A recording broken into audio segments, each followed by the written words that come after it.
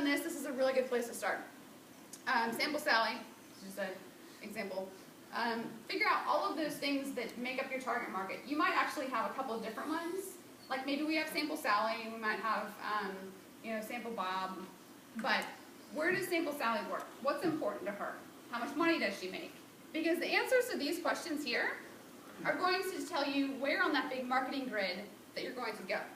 So if Sample Sally makes $140,000 a year, there's a good chance that, based on research, she doesn't read the newspaper in paper form. And how do I know that? Because of research done in that specific income range. Okay? So identifiers, she also probably has an assistant screening calls. This is important for my sales team. So when I'm in marketing, if I'm getting my startup in front of her, how am I going to get through the gatekeeper to get her to take my call? Marketing would develop a script that we can test with gatekeepers or assistants that could help them get past that first person. This also helps when you're developing content. So you're like, yeah, I'm going to write a blog. Great. A lot of people want to write a blog. About 3 weeks goes by, and they write one. They can't write another one. It's too hard. When you understand what Sally wants to hear and what's important to her, it makes blogging a lot easier. And it makes you say, here's 15 blog ideas I have, and then you say, does that fit up with what Sally wants? And the answer probably is no to at least half of them. Because your best ideas are usually not your first ones. All right, who has a Facebook fan page for their brand? Anybody? Anybody managed a brand Facebook page? Yes? You know what these are? These are the new page insights. These are like my candy. Love these. Because they tell me what's going on with my Facebook page. So when you're on Facebook, Facebook is tracking every single thing you do. So now, like, you may think twice now about what you like on Facebook and what you do. Like, I do this in email marketing. If I click on something that came from a competitor, I don't want to click on it, even if it's tantalizing, because I don't want them to have the satisfaction of knowing that I clicked on their email. Because they can see that. So, but this tells me, okay, so this is a fan page that most of the fans are sleeping. Some people aren't sleeping. And then this tells me when most people are online. So given this, if I'm a brand, when should I post on Facebook? 9 p.m. Okay, what's interesting is that might be what you think, and that's what I thought. And I tested it. So testing, marketing, that's the whole name of the game.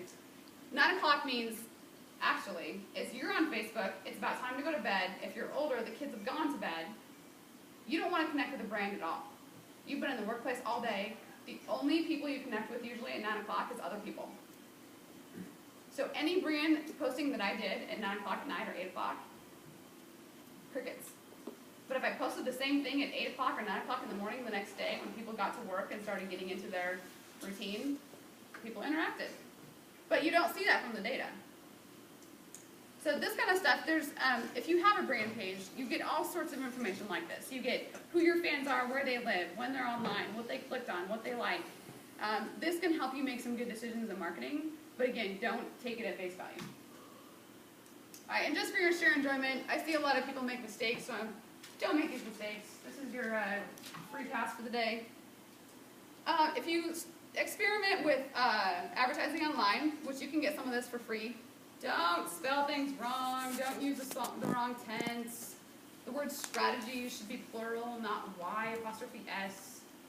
It just makes you look like you don't know what you're doing. It just makes you look less than professional. So don't do that.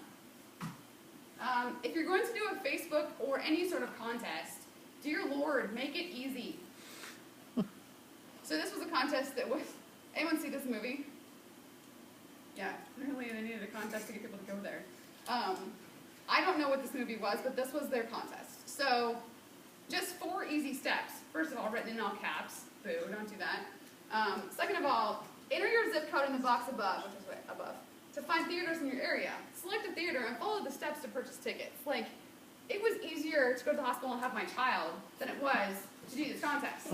So stop making people do extra stuff. We're already super busy. For success in your startup, simple, simple, simple, simple, which sounds simple, but to be actually simple is very, very hard. It's super easy to do this and throw up on a page, but it's really hard to be simple and concise and get your message across. And then this is my favorite. When you're in a startup or you're in a new business, you're going to have to sell. People think, well, I'm just going to market, customers are just going to call me. No. You have to sell. Selling is what makes the world go round. Marketing gets the word out, selling closes the deal, okay? So this person has a new startup that, I want to say it's like a media sort of thing. It's an online magazine. So I emailed her, or she emailed me, I guess, the first time and said, hey, I think I have some ideas for a client of yours. And I said, okay, send it over. So this is actually her second message. Her first message was a huge long paragraph with like 3 different fonts. You could tell she copied and pasted. And then she attached a letter that had all of the investment levels, which was 1 level. Don't reference a letter with various levels when there's only 1 level. But on that, I couldn't find anything about email sponsorship. I'm like, the best place for this client is email advertising and Facebook on your platform.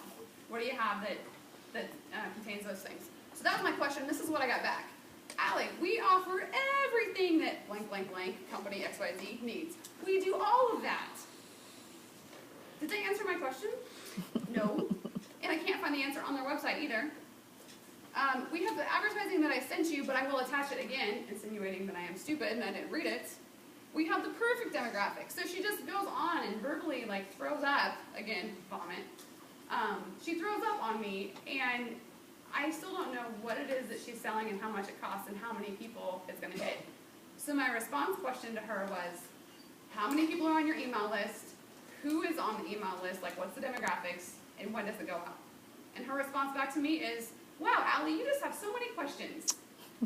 Okay, you've officially lost my business. So just don't do that. And the reason I bring this up is because it's easy to get super excited about your business and be the one that's like, yeah, I have so many options for you. But has anybody ever been to a sorority rush or a Girl Scout meeting or a Boy Scout meeting or a club, and they're so excited for you to join that you feel like you're getting claustrophobic in the room? If you haven't, I have a couple places you could go. But you feel like they're going to take you over because they so badly want you to join that they just freak you out. And that's what a lot of salespeople do. And it's easy when your business is new to get super excited about it. So, and my last public service announcement is, again, customer service trumps all. This was an event that happened last year at David's Bridal.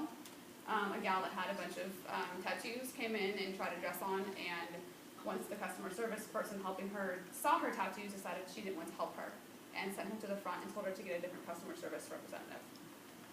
So, 1, that's completely awful. But 2, the person was apologized to over social media but never received a personalized letter, never received a personal apology. So then this whole thing went viral, and 1 incident. It was 1 incident. And then you have to come up with a crisis campaign to manage it. So again, customer service. All right, and lastly, marketing is all about failing. If people think that they're going to do the right thing the right time, they're not good marketers. You never know exactly how something's going to work. A/B test everything. On your email newsletters, if you're doing email newsletters, have an A title and a B title. Make them slightly different. And use MailChimp or something like that to test it. And whichever one gets the most responses of that first test group, then you send the rest that way. A/B test is the way to pretty much do all of your advertising. This is a test of an ad that went out for a client, and the Journal Star has those little pop-up things that pop up when you go to the homepage, and you'll see that 938 people clicked on it. They didn't measure that last year, so they couldn't tell you if that was effective. So next year we'll figure out what is it that makes that effective. All right, so your homework is figure out which one of these, or all of them, or some of them, you're going to focus on for your startup in your business. And take into account some of the things that you should or shouldn't do. Because it's fun. Because marketing is really fun. Building a business is really fun. And then you have to start doing it.